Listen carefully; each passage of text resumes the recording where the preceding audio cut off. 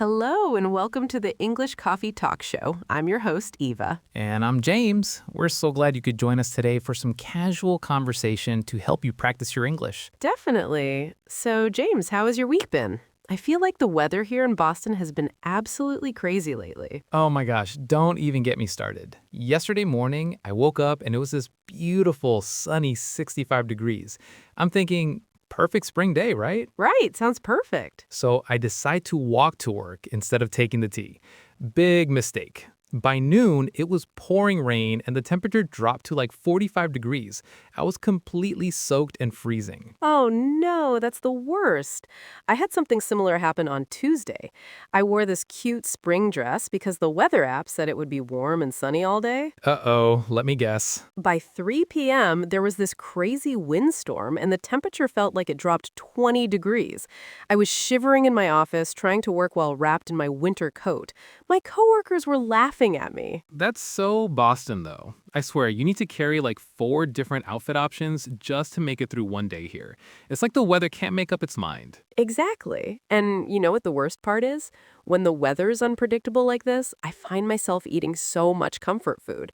Like when I got home after being cold and wet, all I wanted was a big bowl of mac and cheese. Oh, comfort food. That's actually a perfect transition to what I wanted to talk about today: diets and healthy eating habits. Great topic. I feel like everyone I know is either starting a new diet or complaining about their eating habits. There's so much vocabulary around food and dieting that our ESL listeners could really benefit from learning. Absolutely. And let's be honest, we both have some pretty interesting diet stories to share, don't we? Oh, we definitely do.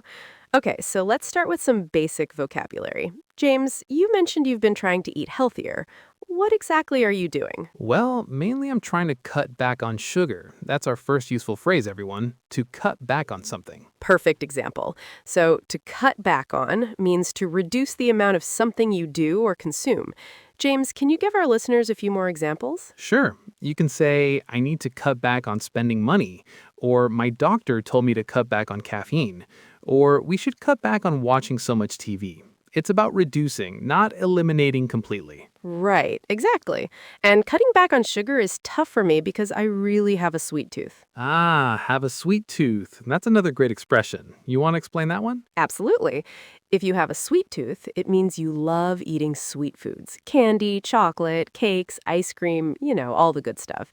My sweet tooth gets me in trouble all the time. Yeah, mine too. Like, I can resist salty snacks pretty easily, but if there's chocolate cake in the office break room, forget about it. Oh, I totally get that. You could also say, my brother doesn't have a sweet tooth at all. He prefers salty snacks. Or, having such a sweet tooth makes it hard for me to lose weight.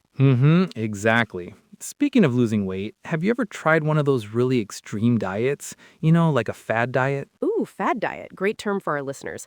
A fad is something that becomes very popular for a short time, so a fad diet is a trendy diet that promises quick results but usually isn't sustainable long term. Right. Like, remember when everyone was doing the cabbage soup diet?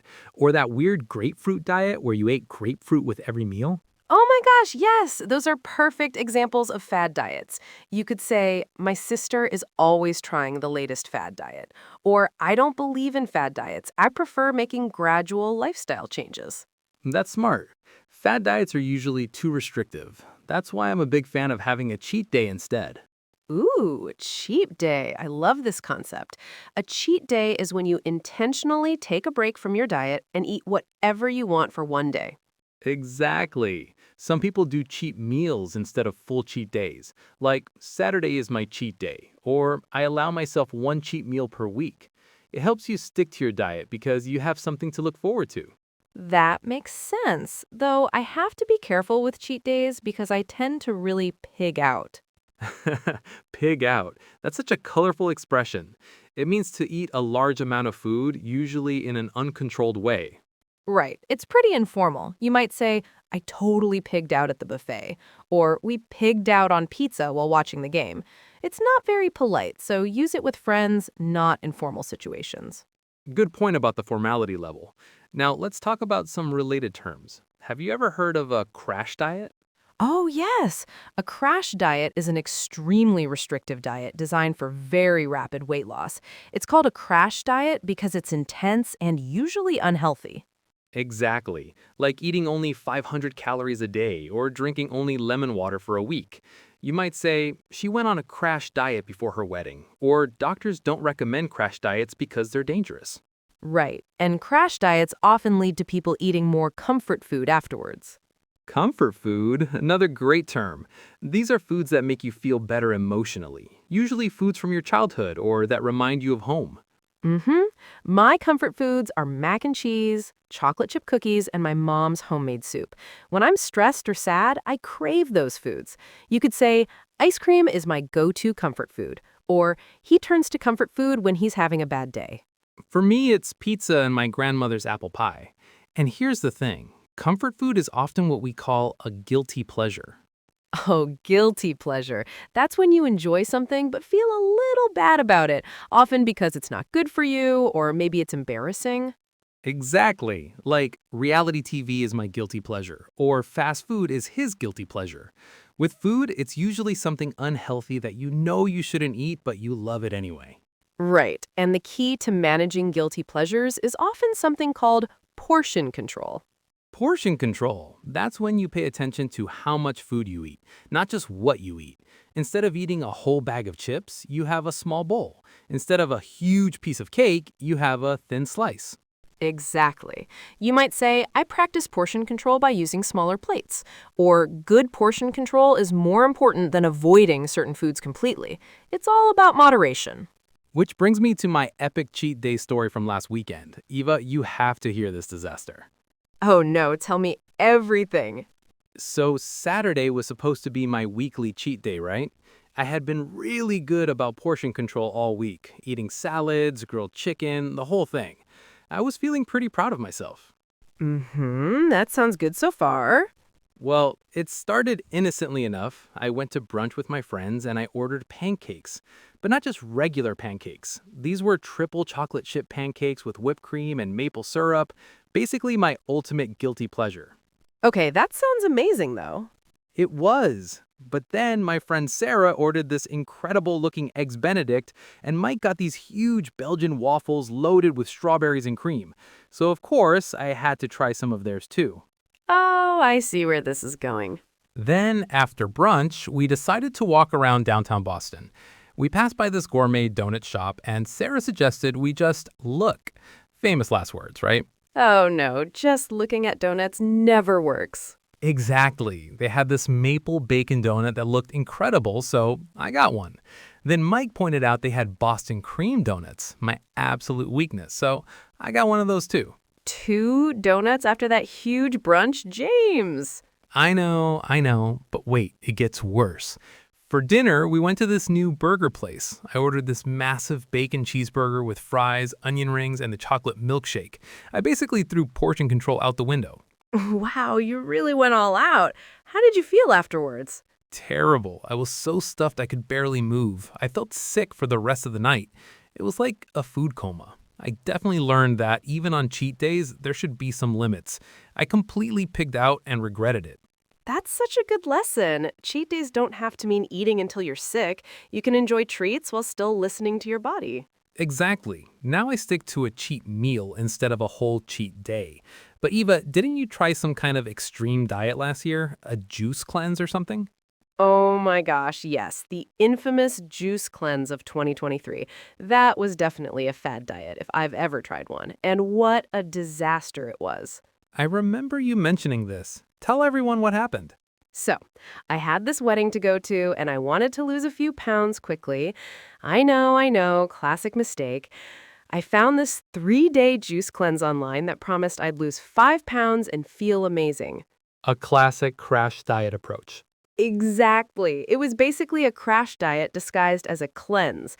For 3 days, I could only drink these vegetable and fruit juices, no solid food at all. 6 different juices throughout the day, each one more disgusting than the last. Oh no, what did they taste like? Well, the first one wasn't too bad. It was mostly apple and carrot. But then there was this green one that was kale, spinach, celery, and cucumber. It tasted like drinking lawn clippings. And the worst one was beet, ginger, and lemon. It was so intense, I could barely get it down. That sounds awful. How did you feel during those 3 days? Horrible. The first day wasn't too bad, but by day 2, I had this massive headache and I was so tired I could barely function at work. My colleagues kept asking if I was sick, and I was constantly thinking about food. That sounds miserable. What was the food obsession like? It was crazy. I kept dreaming about pizza and burgers, foods I don't even eat that often normally. I would walk past restaurants and literally stop to smell the food. My comfort food fantasies were out of control. All I wanted was my mom's grilled cheese and tomato soup. And did you make it through all 3 days? Barely. By day 3, I was so weak and irritable. My roommate said I was impossible to be around. And here's the kicker. The moment I finished the cleanse, I completely pigged out. I ordered Chinese takeout, pizza, and ice cream, all at once. Oh no, so you basically undid any benefits immediately? Completely. I gained back the few pounds I lost, plus an extra pound. My sweet tooth was worse than ever. I couldn't stop eating desserts for weeks afterwards. It was like my body was rebelling against the restriction. That's such a perfect example of why crash diets and extreme fad diets don't work. They often lead to binge eating afterwards.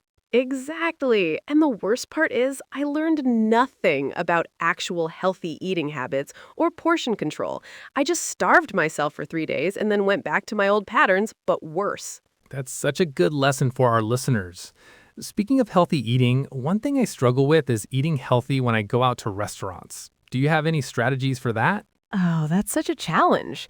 Restaurants make it so tempting to abandon portion control. The serving sizes are usually huge, and everything sounds delicious on the menu. Right? And there's all that social pressure too. Everyone else is ordering appetizers and desserts, and you don't want to be the person who's no fun. Totally.